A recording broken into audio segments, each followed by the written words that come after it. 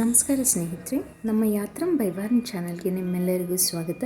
ನಮ್ಮ healthy life style ಚಾಲೆಂಜ್ನ ದಿನ 35.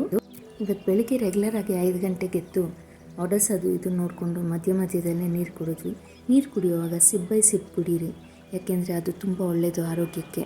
ಅದಾದಮೇಲೆ ಬೇರೆ ಕೆಲಸ ಮಾಡಿಕೊಂಡು ಲೈಟಾಗಿ ಆಯಿಲ್ ಪುಲ್ಲಿಂಗು ಮಾಡ್ಕೊಂಡು ಬ್ರಷ್ ಮಾಡ್ಕೊಂಡ್ವಿ.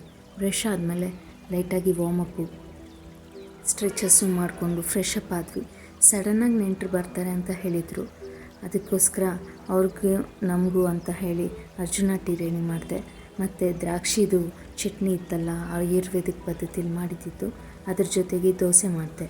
ನಮಗೆ ಅರ್ಜುನ ಟೀ ಬ್ರೇಕ್ಫಾಸ್ಟ್ ಆಯಿತು, ಮತ್ತು ದೋಸೆ ಮತ್ತು ಗ್ರೇಪ್ ಚಟ್ನಿ ಲಂಚ್ ಆಯಿತು. ಅದಾದಮೇಲೆ ಕಸ್ಟಮರ್ದು ಆರ್ಡರ್ ಇತ್ತು, ಮ್ಯಾಂಗೋ ಐಸ್ ಕ್ರೀಮು. ರಿಯಲ್ಲಾಗಿ ಮ್ಯಾಂಗೋ ಪಲ್ಪ್ನ ಯೂಸ್ ಮಾಡಿ ಮಾಡೋದು ನಾನು, ಹಾಗಾಗಿ ತುಂಬ ಚೆನ್ನಾಗಿರುತ್ತೆ ಟೇಸ್ಟು, ಮ್ಯಾಂಗೋ ತಿನ್ನಂಗೆ ಇರುತ್ತೆ. ಅದಾದಮೇಲೆ ಅಪ್ಪ ಕಾಕಮಾಚಿ ಸೊಪ್ಪು ತೊಗೊಂಡು ಬಂದರು. ಈ ರೀತಿ ಅಪರೂಪದ್ದು ಯಾವುದಾದ್ರೂ ಹೆಲ್ತಿ ಸೊಪ್ಪು ಏನಾದರೂ ಕಾಣಿಸಿದ್ರೆ ತೊಗೊಂಡು ಬರ್ತಾರೆ ನಮ್ಮ ಯಜಮಾನ್ರಾಗಲಿ ನಮ್ಮ ಅಪ್ಪ ಆಗಲಿ.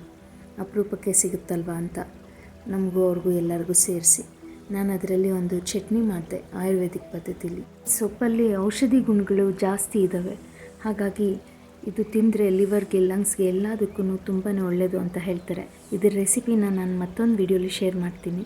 ಅದಾದಮೇಲೆ ಒಂದು ರಾತ್ರಿ 10 ಗಂಟೆಗೆ ನಿದ್ದೆ ಮಾಡಿದ್ವಿ. ಹೀಗಿತ್ತು ನಮ್ಮ 35ನೇ ದಿನದ ಹೆಲ್ತಿ ಲೈಫ್ ಸ್ಟೈಲ್ ಚಾಲೆಂಜ್. ಮತ್ತಷ್ಟು ಅಪ್ಡೇಟ್ಸ್ಗಾಗಿ ನಮ್ಮ ಯಾತ್ರಂ ಬೈ ವಾರ್ನ್ ಚಾನಲ್ಗೆ ಸಬ್ಸ್ಕ್ರೈಬ್ ಆಗಿ.